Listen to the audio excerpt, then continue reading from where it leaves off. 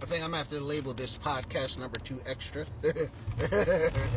See, so I'll be notified like I'm the bad guy, that I did something wrong when clearly I didn't, for them to move on and do something better. But only if they do something and move on better. It doesn't mind to me that every time I get into a relationship and it breaks up, they got a story. See, I don't have a story. I've noticed that in all these dating shits or whatever, they got a fucking story to blame the ex for, whatever the case may be. I don't do that. I'll say exactly what the fuck it is. I got with someone, didn't feel like it was a waste of my time. It was a relationship. We saw differences as time goes on. She was not on the same path that I was on. It is what it is. And I keep it moving. Now, I was told that classify as a ultimate bachelor, which I didn't know what the fuck that was. But let me explain. An ultimate bachelor is the individual who gets in relationships, but they're mini relationships, as in they don't last too long. I don't do datings. If I'm speaking to somebody, I'm only speaking to that one person. I've never spoken to several people at the same time. A lot of people can do that, and it's respected and it's accepted as a norm and this, that, and the third. I just don't do that.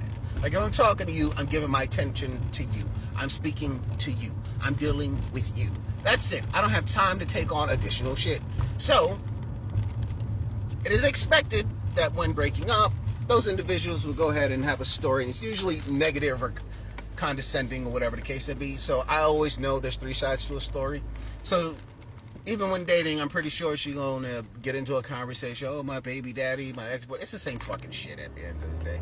It doesn't fucking matter. I'm not dating your past. I don't really give a shit. I'm just trying to see where he fucked up, so I don't do that.